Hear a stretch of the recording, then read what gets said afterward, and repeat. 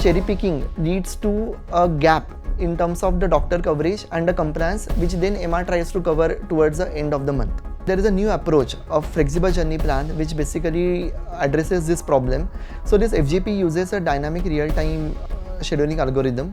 So it takes into consideration the date of last visit, the brand that was discussed during last visit, and hence it can reprioritize the doctors depending on how much time has elapsed since the last visits. When this entire RCA approach is implemented, it basically seizes the entire storytelling that typically happens in management reviews, and it basically leads to a more objective discussion on what leads to a loss of sales and hence what needs to be improved in execution territories where we have deployed. The jump in the coverage has been from 40-50% to over 90% for a high potential doctors, with a very high jump in the compliance, where compliance is also to the tune of 80-90%. Hello and welcome to the Counterpoint podcast. I'm Shubham Agarwal, and today we're tackling a topic that's been top of mind for pharma leaders across the country: sales effectiveness. On paper, the numbers look great. The Indian pharma sector continues to show strong sales growth. But behind the scenes, many senior executives are asking the same question: what's truly driving that growth? To unpack this, I am joined by someone who's been in the trenches. Mayuresh Satpute, a consultant who's working with some of the biggest names in Indian pharma, helping them turn marketing plans into measurable outcomes.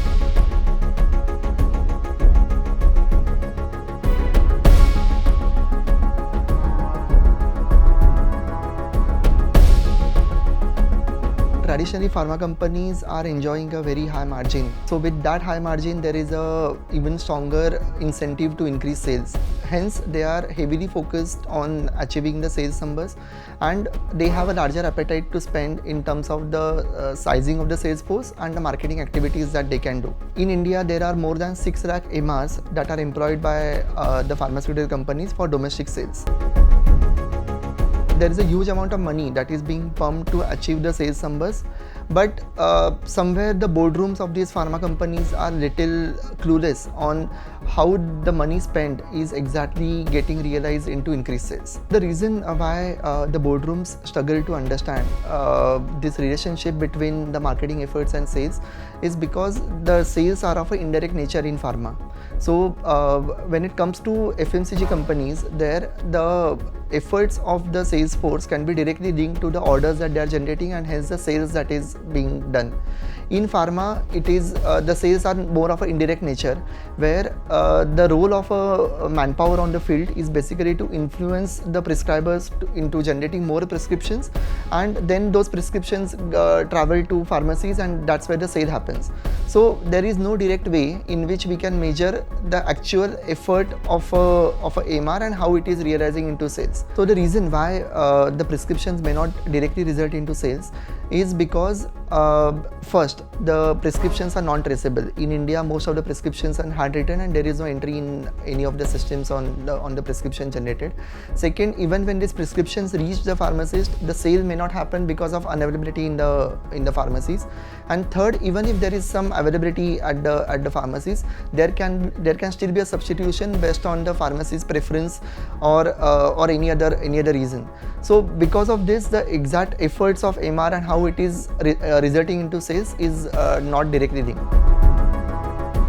So when there is no direct correlation between the MR efforts and sales, then it is important to establish that the visits are regular and they are effective. For that to happen, there are doctors which are classified into different categories like A, B, C, and the visits are supposed to happen at a particular frequency. Here, the role of managers also come into the play, where the high potential doctor need to be visited at a certain frequency by managers. Along with this, there are some doctors on which companies are heavily invested into. The regular visits have to happen to those doctors, along with the regular visits from the hierarchy of the entire sales team as well.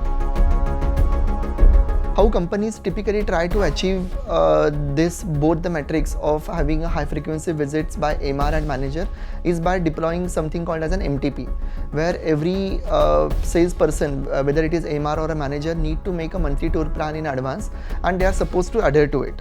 Now there are huge challenges in which how this MTP is made. When a MR is making an MTP, he will try try to make an MTP in a way that his coverage and compliance can be achieved. Now every manager is handling 5 to 6 MRs, or in some cases even more. So every manager need to visit with MR on a particular day of the month, so that his even working across the entire region can be achieved. So when MR and managers try to sync their plans, it often leads to a compromise. So when the actual visits happen, the visits are basically chosen on the basis of convenience and the doctor availability.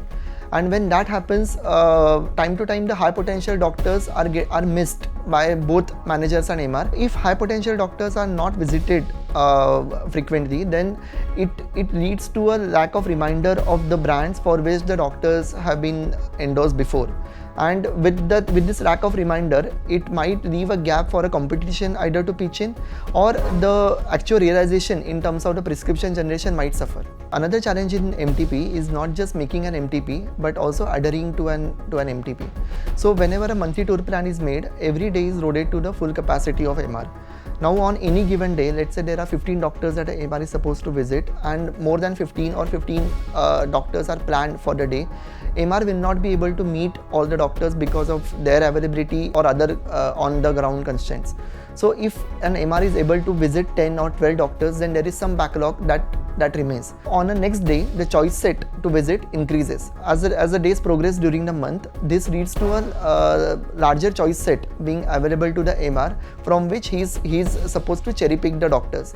Now when that happens, MR often picks the doctors which are of easy to meet, and more often than not, these are the low potential doctors. So this cherry picking leads to a gap in terms of the doctor coverage and the compliance, which then MR tries to cover towards the end of the month. One more challenge with MTP that the field force faces is time to time there are unforeseen activities that are scheduled. So if a MR goes on leave, or if there are any office events, then that also creates a backlog of visits, which then is very difficult for a MR to catch up to. And this again leads to an excessive cherry picking of doctors by MR. Another gap that happens in execution is when the marketing strategies which are created in head office, they often fail to see the light of the day in a manner in which it is designed. So marketing teams design a budget. They also have elaborate plans on how the brand needs to be promoted with doctors, but the execution is often late. So now they take the call on which doctor money is spent, and how they are supposed to utilize the budget that is given by the marketing. Now combine this with the gap in the coverage and the compliance by MR against the MTP. So managing this entire sales engine is left to an intuition of the sales team, rather than the design of strategy on which the marketing team in HO is working on. So adding to these challenges, there is also a huge problem of MR attrition in India, where every pharma company has an attrition of 30 to 40% churn in the MR. Now, after spending a lot of time in training those MRs, in familiarizing them with doctors, and also spending heavily on doctors, this heavy churn in MR often leads to a lesser capitalization of the expenses which are being done in the market. So another crucial and often overlooked factor in this entire ecosystem is pharmacies. So even though there is a mandate by almost every pharma company for MR to visit the pharmacies, it is something which is taken as a secondary objective. The entire questioning of most of the pharma companies happen on doctors and the coverage and compliance and all of that. Now, when it is left to an MR and then managers on how the pharmacy visits need to be prioritized, it is something which is done in a random way. So when these pharmacies are overlooked by the companies, then there is a leakage of sales that happens from pharmacies, where when a prescription of a particular brand comes at a pharmacy level, it might get substituted by a competitor brand, and the entire expenditure and efforts being spent on generating that prescription goes to waste. Another way in which pharmacies play a role is in India there is a lot of sale that happens without prescription. So when a patient goes to the pharmacy and asks for a medicine, more often than not he gets it, and in these type of transactions, pharmacies are the one which play the influencer role. Because of all of these challenges, the achieving sales number becomes a human dependent thing. So when a manager leaves, you will see that there is a fall in sales in that particular area, And because of all of these observations, it is perceived that having a higher sale of pharma is an art rather than a science. In order to basically re-engineer this entire system from art to science, we will have to take control of the entire on-ground execution, and it cannot be left to an intuition of MR and managers on how to drive on-ground implementation. So for that, the first thing that we need to ensure is how can we have by design a very high coverage and compliance with the visits to doctors which are evenly spaced. So there is a new approach of flexible journey plan which basically addresses this problem, and it takes out the human intuition part out of the system, where a system guides an MR and the manager how much time has elapsed since the last visit, and hence which are the doctors that they should be visiting in next 1 day, 2 day, 3 day kind of an horizon. So this FJP basically ensures that irrespective of the disturbances that are there on the field, irrespective of the leaves, the change of schedule, the doctor unavailability on ground, the system basically ensures that the visits to doctor happens at the pre-decided frequency along with a fixed interval between two visits. So this FJP uses a dynamic real-time scheduling algorithm. So it takes into consideration the date of last visit, the brand that was discussed during last visit, and hence it can reprioritize the doctors depending on how much time has elapsed since the last visits. This FJP basically ensures that no doctor is left uncovered. Also, the visits to the doctors are evenly spaced. FJP basically recalculates what is the synced up plan for an MR and manager joint visits, so that whenever those joint visits happen, the doctors are visited as per the pre-decided frequency, which leads to no compromise for either of them in achieving their objectives. So the FJP can also be extended to pharmacies, where a high potential pharmacies can be identified, and they can also be put on this repeat visits by the MR and the managers, so that we can maximize the sales that are happening from them. Implementing FJP is basically a half job done, where it will give you a clarity of on-ground execution, and it will also ensure that execution is happening as per the strategy of a company.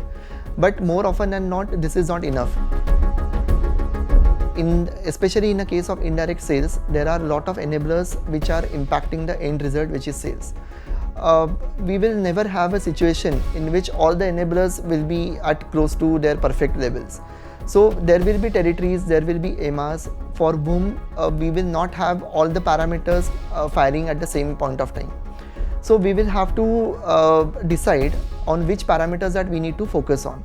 So whenever there is any territory in which we are not able to see the sales as what we are expecting, then there is a further deep dive that needs to happen on enablers.